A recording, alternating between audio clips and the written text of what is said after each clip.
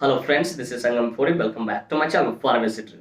Friends, आज के इस वीडियो में हम बात करने जा रहे हैं कि एचएमपी वायरस क्या है। ठीक है, ये कितना खतरनाक है, इसके साइन एंड सिम्टम्स क्या होते हैं, इसके ट्रीटमेंट क्या हो सकते हैं और इससे कैसे बचा जाए। इन सारे मुद्दों पे हम बात करने जा रहे हैं। So friends, without wasting any more time, we should start the video.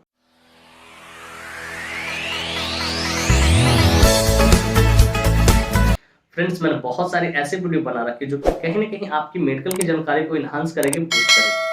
Friends, वाकई में अपनी मेडिकल की जानकारी को इन्हांस करना चाहते हो, बूस्ट करना चाहते हो, तो कुछ वीडियो का जो लिंक है मैंने आई बटन दे रखा।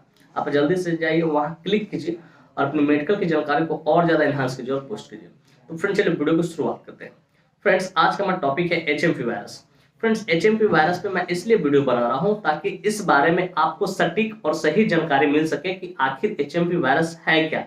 इसके बारे में जितनी गलत जानकारी फैलाई जा रही है उससे आप अवेयर हो जाए, जागरूक हो जाए कि सही क्या है। ठीक है, तो पहले सबसे पहले हम लोग समझते हैं एचएमपी वायरस क्या है।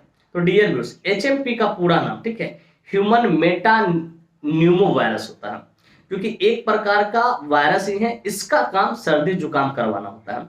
ठीक जिस प्रकार आरएसवी वायरस करवाती, ठीक उसी प्रकार इसका काम है सर्दी जुकाम करवाना। ठीक है, अब समझते हैं क्या यह वास्तव में बहुत ज्यादा डेंजरस है, क्या यह वायरस वास्तव में बहुत ज्यादा डेंजरस है। तो डियर व्यूअर्स, वायरस कोई भी हो, बीमारी कोई भी हो, थोड़ा बहुत तो डर रहता है लोगों में, लेकिन उतना भी डेंजरस नहीं है जिस प्रकार से टीवी पे, न्यूज पे दिखाया जा रहा है कि लॉकडाउन लग जाएगा, ये हो जाएगा, वो हो जाएगा। उतना भी डेंजरस नहीं है।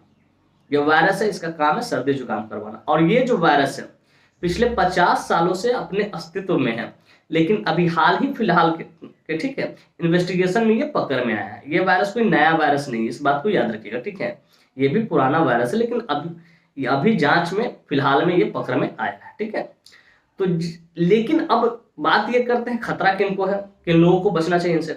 तो कुछ ऐसे एट रिस्क पॉपुलेशन होते हैं, चाहे वो किसी प्रकार का बीमारी हो, उनमें उनको बचने की सावधानी बरतने की जरूरत होती है। तो मान ली कि अगर एचएमपी वायरस है तो इससे कौन लोग बचे। ठीक है, सबसे पहले प्रीमेच्योर बेबी, अगर कोई प्रीमेच्योर बेबी है, ठीक है, उसका बहुत विशेष ख्याल रखना होगा आपको।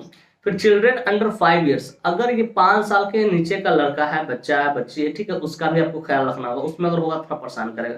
उसका लो इम्यूनिटी, अगर कोई मेल हो, फीमेल हो, इट डजेंट मैटर, जिसका इम्यून सिस्टम कमजोर है उसको भी थोड़ा ध्यान रखना होगा। फिर ओल्ड एज, अगर कोई व्यक्ति का उम्र ज्यादा है, बुढ़ापे में है और उसको ये चीजें हो रही है तो उसका थोड़ा ख्याल रखना होगा। फिर कहते हैं सीओपीडी, अगर किसी को सीओपीडी का बीमारी है तो उस पेशेंट का भी बहुत ख्याल रखना हो, वैसे व्यक्ति का भी बहुत ख्याल रखना हो। तो ये जो रिस्क पॉपुलेशन है, एट्रिक्स पॉपुलेशन, मैंने जो बताया, ये 5-6 जो भी बताया, ये एट्रिक्स पॉपुलेशन है।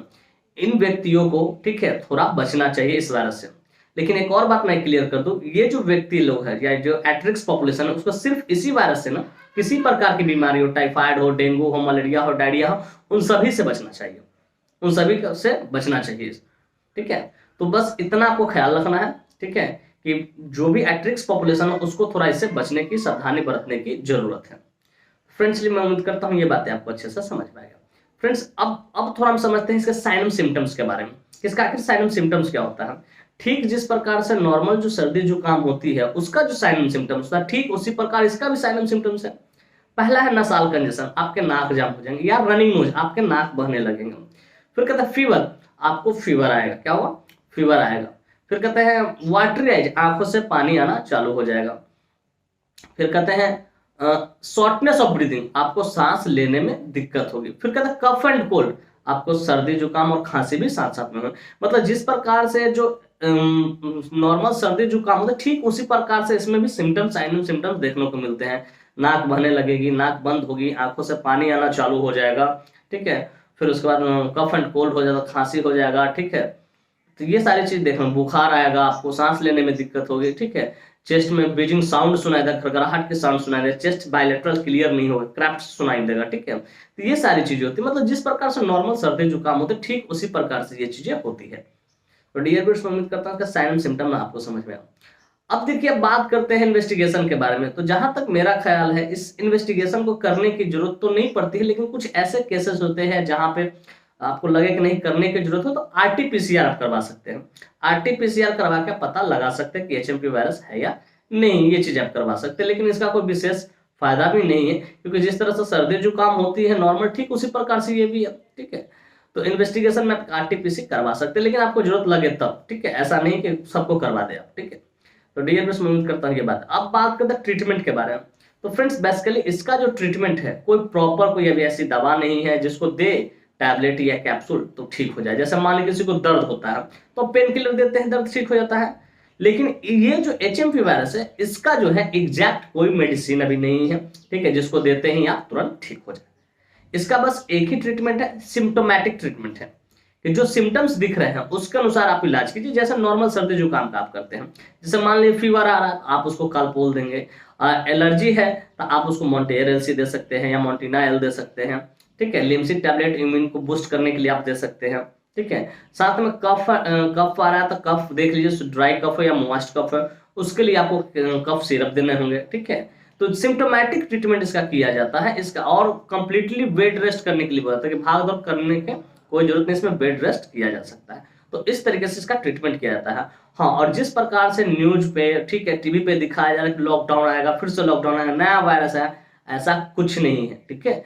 आप सिर्फ थोड़ा सा प्रिवेंशन करें, सावधानी बरतें, और कुछ जैसे नॉर्मल सर्दी जुकाम तो ठीक उसी प्रकार से ये भी है। मतलब सिम्टोमेटिक आप ट्रीटमेंट कर सकते हैं और वो ठीक ही हो जा रहा है, पेशेंट लोग 7 दिन 5 दिन में ठीक हो जा रहा है।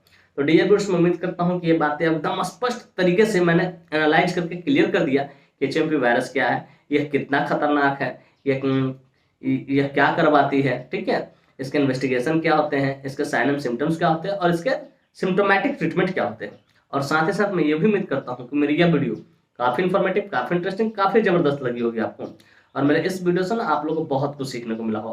फ्रेंड्स, बाकी में मेरी वीडियो इन्फॉर्मेटिव इंटरेस्टिंग लगी हो, friends, if you find this video informative interesting, hit the like button, subscribe my channel, and don't forget to share it with your medical friends and common friends. Thank you for watching this video. Bye bye, take care, फिर मिलते हैं next video में। तब तक स्वस्थ रहिए, मस्त रहिए, ख्याल रखिए अपना अपने परिवार का। थैंक यू, धन्यवाद।